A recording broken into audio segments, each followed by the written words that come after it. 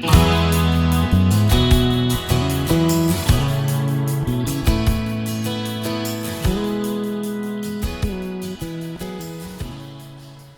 this is Debbie from Project 39 Mini Albums. Welcome to our Crafty Goals collab. This month I'm going to review what I accomplished for the month of June and set my goals for July. Each month a set of YouTubers do a video on what our goals are and how we accomplish those goals.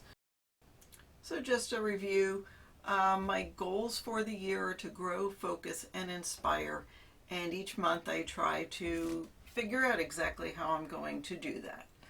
Now, mostly what I need to do is focus on a couple of different things. I need to use up a lot of my paper and work on my collabs.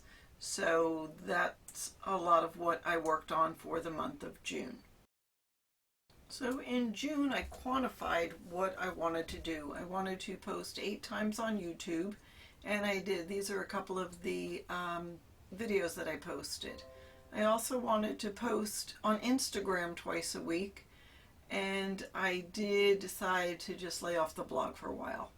I also wanted to complete a mini album tutorial, and I did say I wanted to start in July, but I got a head start and worked on that in June. And that is a continuing series, so you'll see that more in July.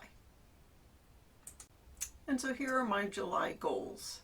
So I want to continue working on the Crafty Goals collab, which is this, and I've also joined a new Christmas in July collab. You'll see that mentioned later on in July. I want to post 6 YouTube videos and 8 Instagram posts each month.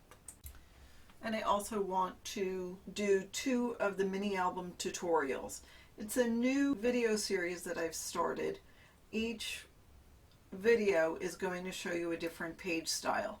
There's one to show you how to make the base of the album and the spine and the binding system and the base pages, and then each video shows you a different page style, so you can mix and match and make a mini album with all of the same page styles or different ones.